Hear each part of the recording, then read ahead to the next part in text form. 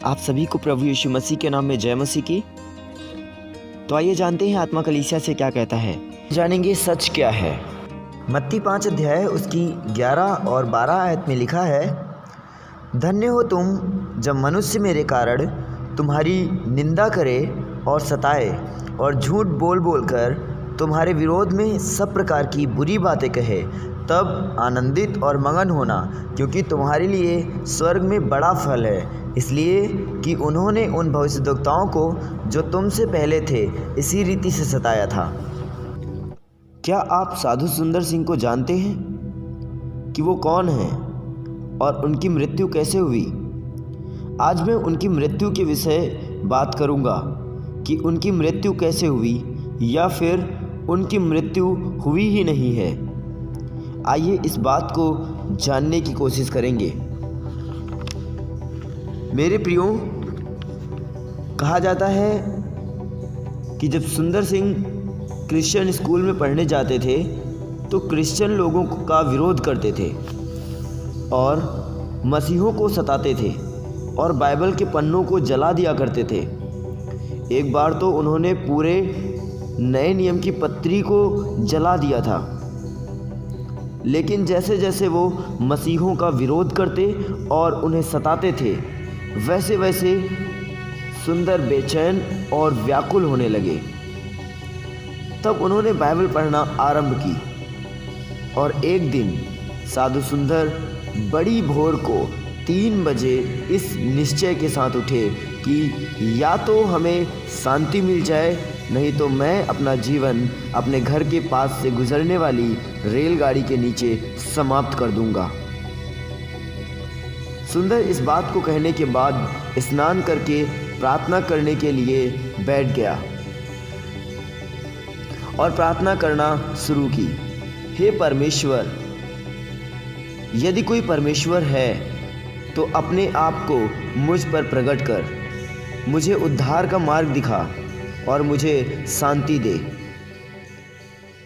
और तभी उस कमरे में अनायास रोशनी चमकी और सुंदर का कमरा रोशनी से भर गया और उस कमरे में रोशनी के बीच से आवाज़ आई, सुंदर, तू मुझे क्यों सताता है? मैं तेरा उद्धार करता परमेश्वर हूँ।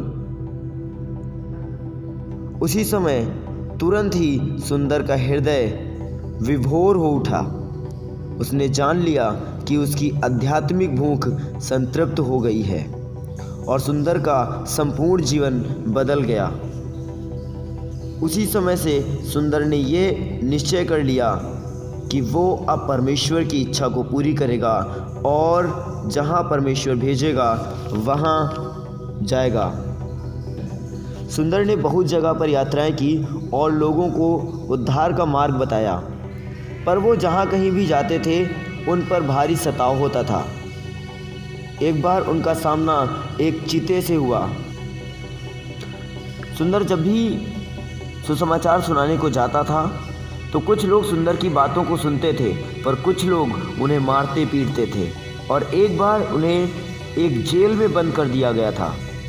लेकिन सुंदर ने वो भी अवसर जाने ना दिया।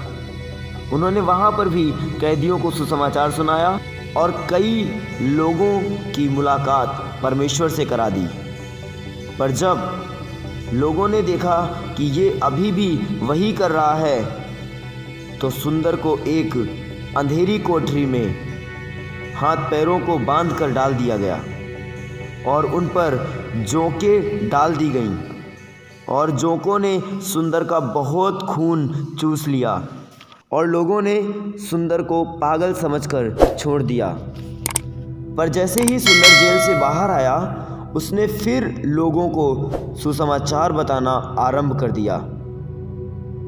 सुंदर की जो मेन यात्रा थी वह थी तिब्बत की यात्रा, क्योंकि तिब्बत को लेकर उसके अंदर तीव्र इच्छा थी कि वह तिब्बत को जाए और तिब्बत के लोगों को सुसमाचार सुनाए,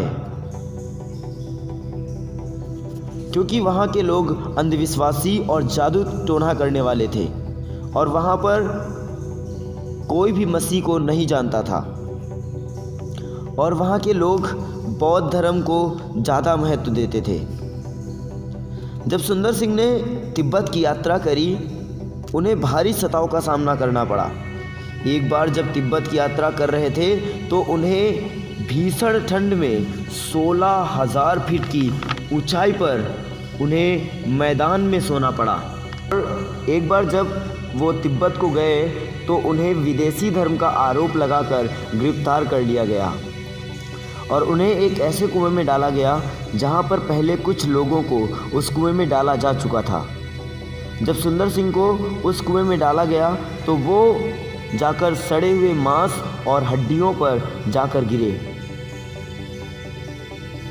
जिससे उनके हाथ में चोट आ गई और उन्हें 3 दिन तक उस अंधेरे कुएं में रहना पड़ा और उन्हें बहुत पीड़ा और अनिद्रा में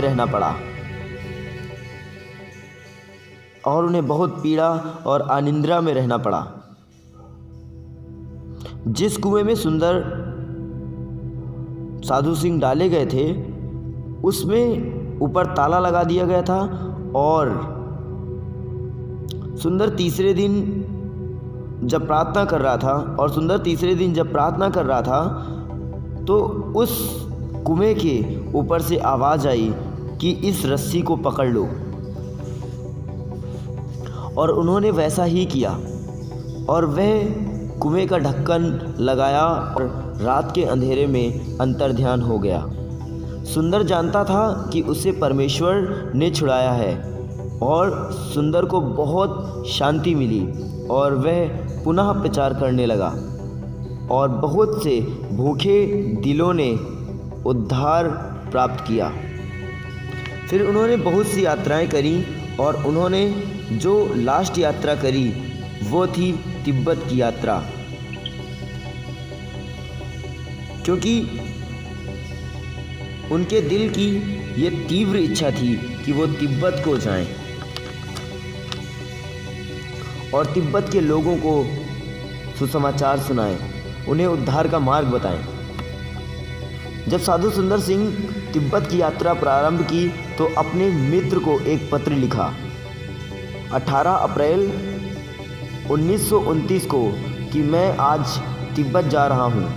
यात्रा के जोखिमों और खतरों को भली भांति जानते हुए भी, क्योंकि मुझे अपना कर्तव्य पूरा करने के लिए अपना सर्वोत्तम करना है। इस पत्र के बाद कोई पत्र किसी को नहीं मिला। दिन बीतते गए, सुंदर के लौटने का समय हो चुका था, पर सुंदर लौट के नहीं आया। पर साधु सुंदर सिंह लौट के नहीं आए और उसके बाद क्या हुआ किसी को कुछ मालूम नहीं है। कुछ लोगों का कहना है कि हो सकता है उसे दोबारा किसी कुएं में डाल दिया गया हो या फिर किसी पहाड़ी से गिरकर मर गया हो, और कुछ लोगों का कहना ये भी है कि हो सकता है उसे याक जानवर की खाल के अंदर बंद कर कड़कड़ाते सूर्य की धूप में तब तक डाल दिया गया हो जब तक उसकी हड्डियां चूर चूर ना हो जाएं, या फिर प्रभु के लिए साधु सुंदर सिंह शहीद हो गया हो, या फिर ये भी हो सकता है कि साधु सुंदर सिंह जिंदा आसमान में उठा लिया गया हो, हनोक के जैसे। मेरे प्रियो, यदि आप साधु सुंदर सिंह की गवाही को पूरा जानना चाहते हैं तो हमें कमेंट बॉक्स में ज़रूर बताएं। जय मसीह की। God bless you. परमेश्वर आप सभी को बहुतायत की आशीष दे।